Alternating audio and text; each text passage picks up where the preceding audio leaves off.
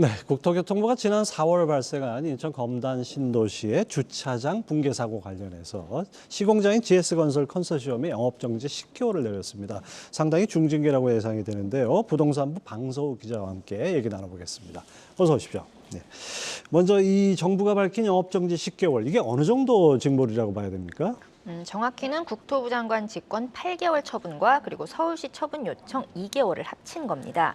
현행 건설산업기본법 제83조에 따라서 등록 말소나 최장 1년의 영업정지를 받을 수 있다는 점을 감안하면 등록 말소는 피했지만 그래도 꽤나 중징계인 셈입니다. 재작년이었죠. 그 광주 학동 철거 건물 붕괴로 9명이 사망하는 사고가 발생하자 처분 주체인 서울시가 HGC 현대산업개발에 내린 영업정지 처분이 1년 4개월이었습니다. 예. 그중 부실 시공과 관련된 영업정지 기간은 8개월이었고요. 이 검단 아파트의 경우 이렇게 직접적인 인명 피해가 발생하지 않았는데도 지금 10개월의 영업정지가 추진되는 건 그래서 조금 과하다는 게 업계의 반응입니다. 또 이 밖에 감리를 진행한 건설사업관리 업체에는 영업정지 8개월, 그리고 설계업체에 대해서는 등록 취소 처분 등 이런 처분들을 관할 지자체에 각각 요청하기로 했습니다. 네, 이렇게 중징계를 받았으면 GS건설 아주 비상이 걸렸을 것 같은데요. 영업정지 처분이 내려지면 회사가 문을 그동안 닫는 겁니까? 어떻게 되는 겁니까? 일단 회사가 폐업하는 건 아니지만 신규 사업 관련 활동 일체를 할 수 없습니다. 수주도 못하고 현장 설명에 참가도 못하고 시공사를 모집하는 현장에 입찰도 아예 못 넣습니다. 과거에 맺은 계약이라든가 이미 착공한 현장은 계속 공사가 가능하지만 이런 현장조차도 발주자가 처분 사실을 알고 난 30일 내로 공사 계약을 일방적으로 해지할 수 있습니다. 네. 다만 이렇게 최종 처분이 확정되기까지는 시간이 좀 걸릴 것으로 보입니다. 국토교통부는 행정처분심의위원회 청문과 심의를 거쳐서 향후 3개월에서 5개월 이후 징계를 확정할 예정인데요. 빠르면 연말, 길게는 해를 넘길 수도 있기 때문에 GS건설은 일단 청문 절차에서 최대한 소명하겠다는 입장입니다. 자, 이 대목에서 HDC 현대산업개발과 비교하지 않을 수가 없습니다. 사고가 재작년에 일어났는데 아직도 뭐 영업을 정상적으로 하고 있어요. 그렇다 그러면은 뭐 과징금으로 영업정지 처분을 대체한다 이런 얘기까지 들리던데 어떻게 되고 있습니까? 일단 그때와 지금은 상황이 조금 달라졌습니다. 그동안은 국토부가 처분을 요청하면 면허 허가권자인 지자체가 결정하는 구조였습니다. 그래서 HDC 현산도 국토부가 이제 서울시에 등록 말소나 영업정지 1년을 요청했던 거고, 이에 따라서 서울시가 이런 청문과 심의 등의 절차를 진행했던 건데요. 지난달부터는 이게 국토부 장관 직권으로 바뀌었습니다. 영업정지를 그래서 이제 뭐 한 군데가 아니라 두 군데서 받을 수 있게 된 거죠. 좀 강화된 겁니다.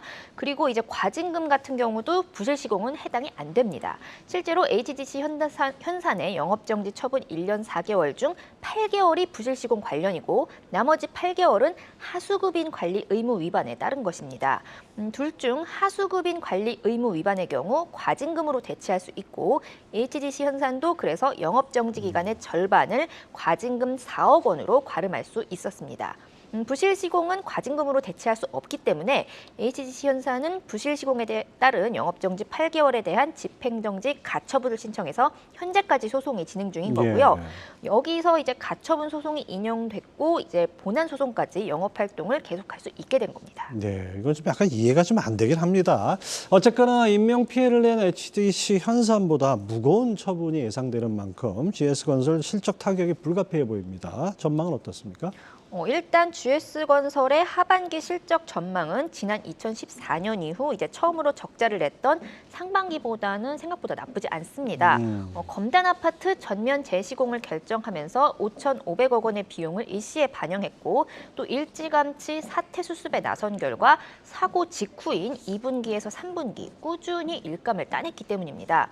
인천 검단 외에 이제 GS건설의 83개 다른 사업장에서는 그리고 또 이제 철근 누락 이나 콘크리트 강도 등의 문제가 발생하지 않았다는 점도 그나마 GS건설을 한숨 돌리게 하는 요인입니다. 원희룡 장관의 설명으로 듣겠습니다. 네. 전면 재시공을 7월 달에 GS에서 이미 밝혔기 때문에 85%니까 이게 위험이 더 할지 안 할지 하는 그것보다는 혹시 이게 원인이 골재 문제라면 사실은 같은 골재를 쓴 그 시기에 다른 공사도 문제가 되기 때문에 거기에 대해서 저희들이 초점을 뒀는데 일단 그 부분은 문제가 없다라는 걸로. 그리고 이제 무엇보다도 영업 정지 처분이 내려지더라도 앞서 말씀드린 것처럼 기존 사업은 그대로 할 수 있고 예. 또 HGC 현산처럼 효력 정지 소송으로 대응할 경우 이제 본안 판결 전까지 신규 수주 활동도 가능합니다. 그렇다면 남은 건 기존 사업장으로부터 계약 해지가 얼마나 나올 수 있느냐는 건데요.